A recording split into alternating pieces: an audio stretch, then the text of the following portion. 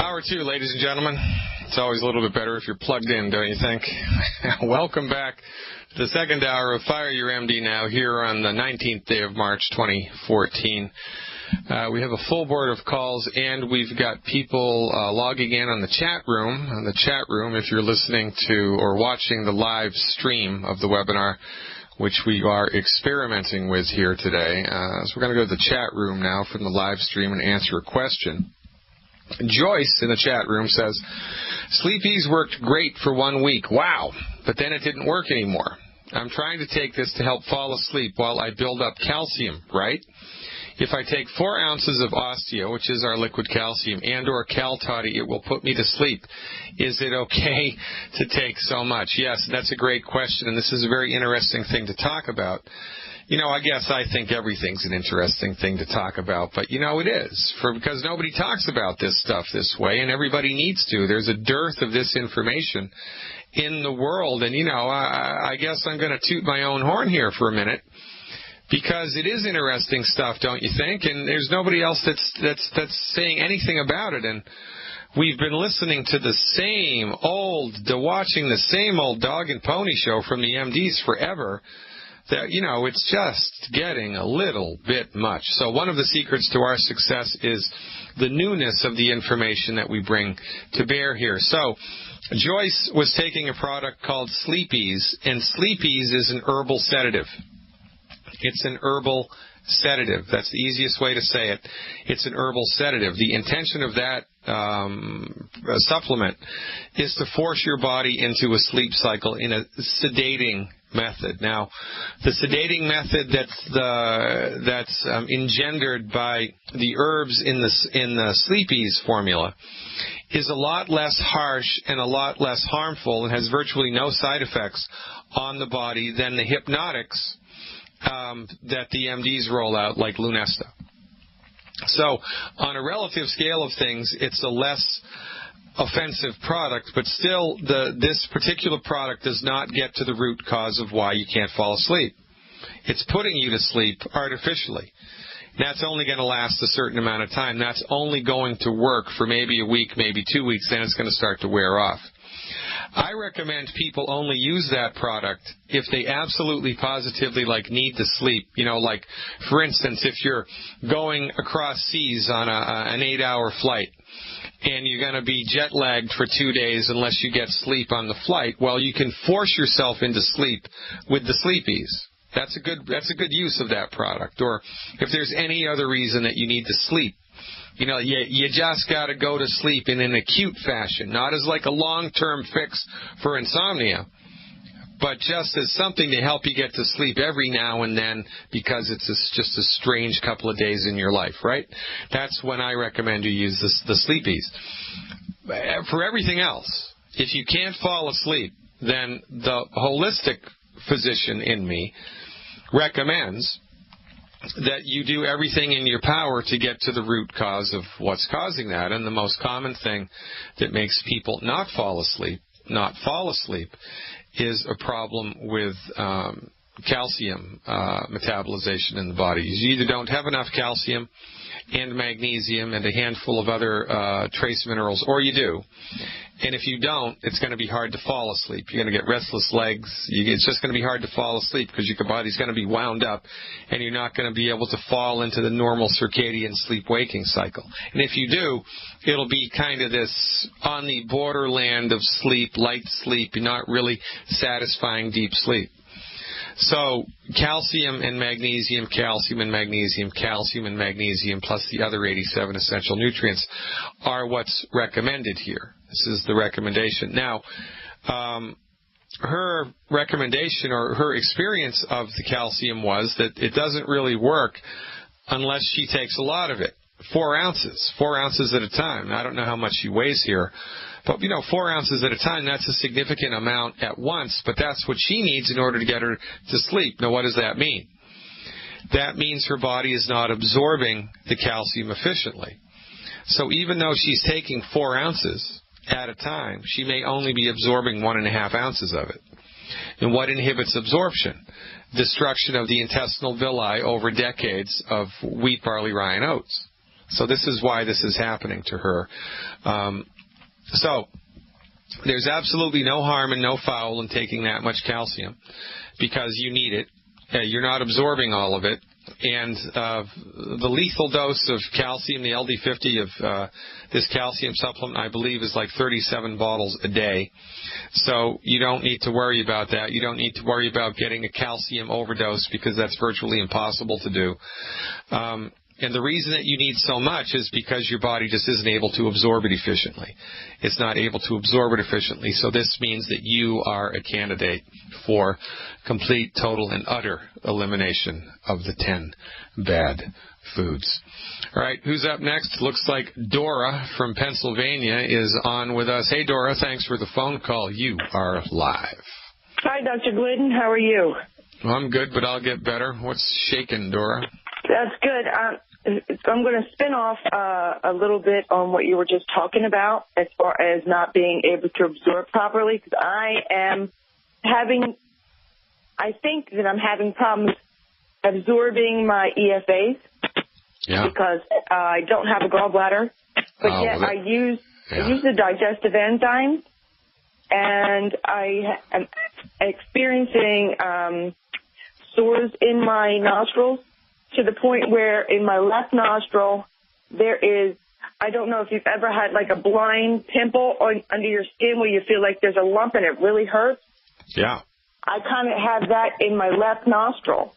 So last night I had actually made a paste of colloidal silver and some selenium and put it on a cotton ball and then shoved the cotton ball way up in there.